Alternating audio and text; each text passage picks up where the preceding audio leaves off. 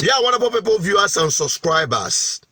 This man, we all knew during the election, the gibberish he was vomiting during that time.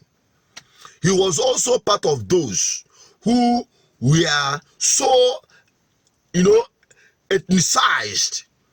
He ethnicized the politics of the 2023 election. But today, let us forgive his utterances in the past and listen to his analysis of today's problem. He's doing nothing.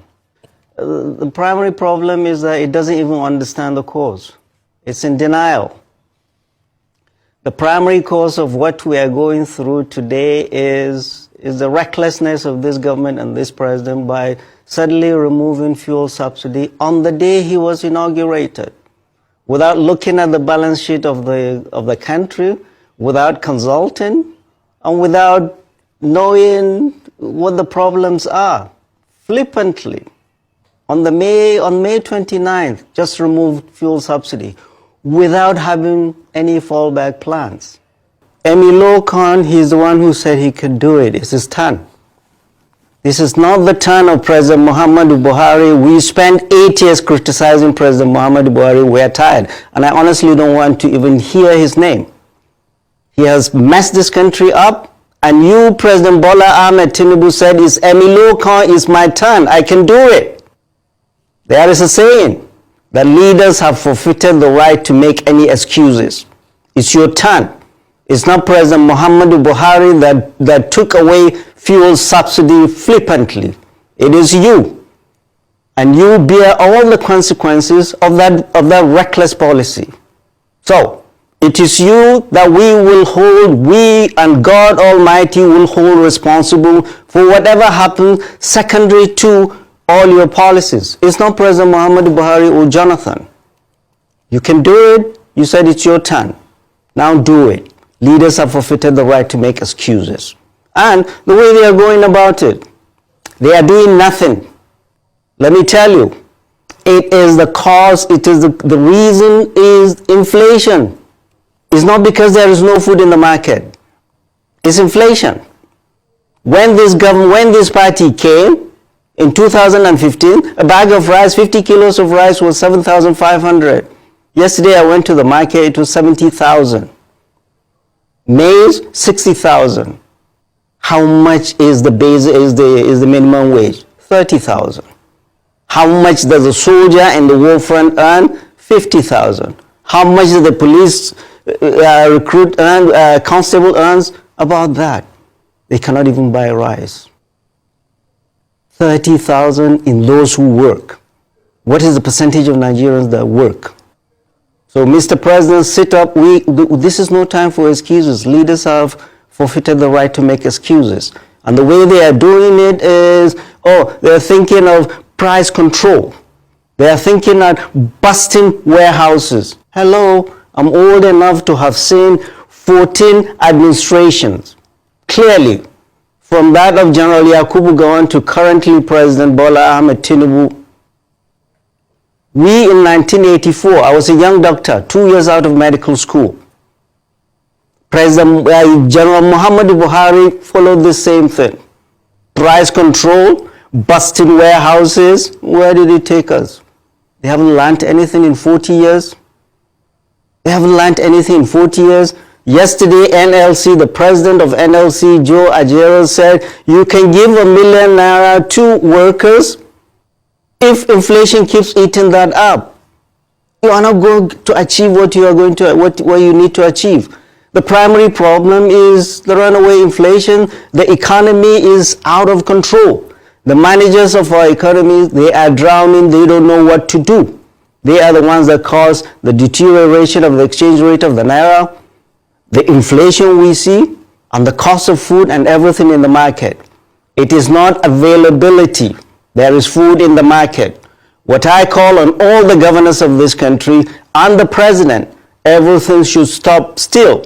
This is no time to build bridges or flyovers. This is the time to open the treasury and buy food and give food to the people and subsidize food. The only way you can crash down the price of food is bring down inflation. But these guys don't know how to do it. But flood the market with subsidized food. I lived in the United States forever. Everywhere in the world there is subsidy on food. You go to the supermarket, everything has tax. But food item does not have tax. Why? Because leaders of those countries know that hunger in any land has national security implications. But apparently, the national security team of this president and the president himself do not see the national security implications of hunger in the land. There is food in the land. The state and the federal government should open the treasury, buy food, import food, ship food into this country.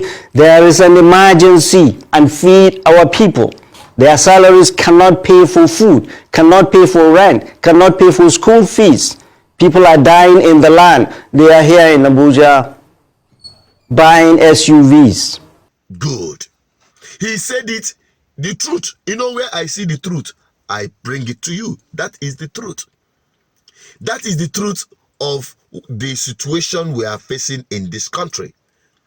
And if government is sincere about it, they should not just only subsidize food, but also empower farmers. But how can you empower farmers when they can barely go to their farms? When they can barely go to their farms. This problem was created by the Malaysians armed with sophisticated weapons in the name of Fulani herdsmen, which the federal government admitted that they are foreigners, not the Nigerian Fulanis. That is their own, what they used to bracket it. And the umbrella covering the Meitiala, they have not designated them as a terrorist organization. Whereas those who are fighting or agitating for self-determination have been proscribed as terrorist organization. Let us keep that for another day.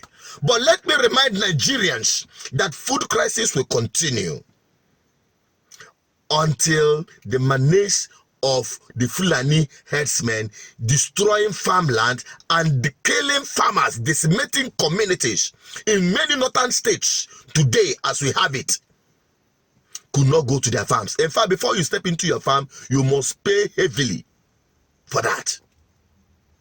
And to the southeast, those ones, my people, they are not interested in farming because our government and government people, our politicians are not interested in encouraging agriculture. And my people, because we want quick turnover, you are going out to do importation. Nobody wants to invest in agriculture because they are not ready to wait for the cultivation and the harvest time to happen.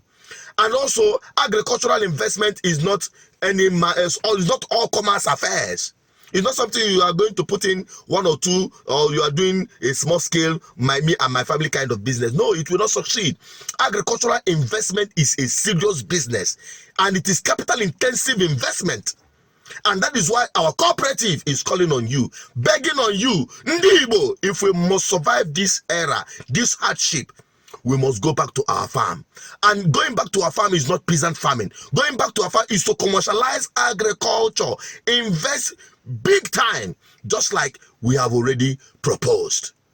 I just hope that 100 persons alone who can save or root out a minimum of $1,000. Those of you in diaspora, I'm talking to you. 100 persons alone who are dedicated in this platform, join GGM Cooperative in investing just a minimum of $1,000 or a minimum of 1 million naira, which is even below $1,000. 100 persons alone, I can tell you, we will begin a kind of food and agricultural revolution in the southeast nobody have ever seen. And you know what? We are trying to ignite the spillover effect because, as we know, once it starts succeeding, people will flood in, and that is our ultimate goal. So that more people will be encouraged to go into this kind of agricultural investment. And I can tell you, food will be sufficient and we have enough to export to the whole world. If you believe in this message, help me share this video to someone else. What's your take on this? Drop it on the comment section and start calling this number if you are interested in investing a minimum of $1,000 into this project. And I can tell you, I can vouch for you. And on behalf of GGM, you will never be disappointed. Take my word for it. If you believe and support our effort on this platform, please join in this agricultural revolution investment through our GGM cooperative. Start calling the numbers. We are here to take you on board. Bye-bye for now.